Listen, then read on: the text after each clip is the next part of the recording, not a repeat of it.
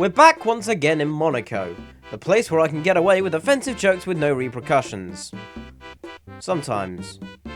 Very rarely. Never. This race in particular has some interesting trivia behind it. Schumacher started the race in pole position sporting a brand new helmet because it was apparently too similar to Barrichello's helmet.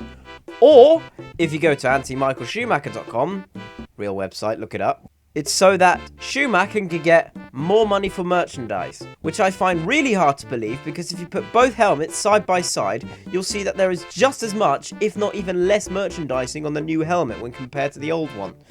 So, in the wise words of Ghetto, do your research! That said, Schumacher is on pole with the McLarens of Hakkinen and Coulthard in 3rd and 5th, each one behind the Jordan, Trulli 2nd and Frentzen 4th. I think now we can just relax and not scream and cry like James Allen whenever someone British does anything of value. So here we are, 5 lights and then a bunch of untalented Let's Players latch onto it as quickly as possible. Schumacher gets away well and Trulli manages to defend 2nd place from Hakkinen, so the grid positions have been maintained through the first corner. Am I going crazy? I swear that's never happened before. Schumacher manages to keep 1st place and to make it even more unbelievable, he's actually pulling away from Trulli. Though to be fair, he is keeping Coulthard behind. And you know what he's like being held up. Oi! Stop right there! What the fuck are you doing? That race in particular hasn't even started yet, you moron!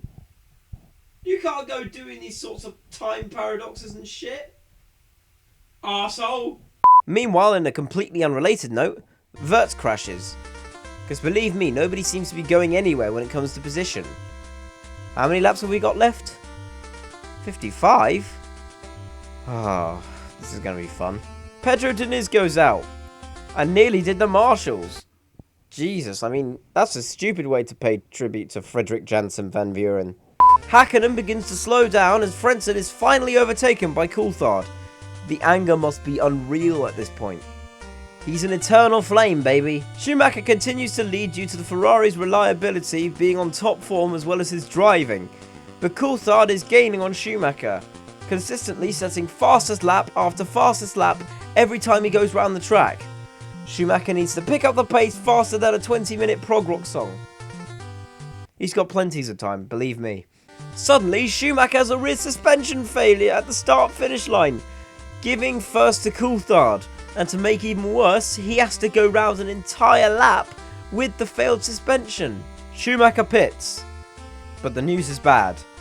Schumacher is forced to retire as the damage is irreparable. Oh, fuck. After a great drive from the Scot, David Coulthard wins the Monaco Grand Prix and Hakkinen only manages 6th. Thank goodness that Schumacher is still miles ahead. Glory to Michael Schumacher!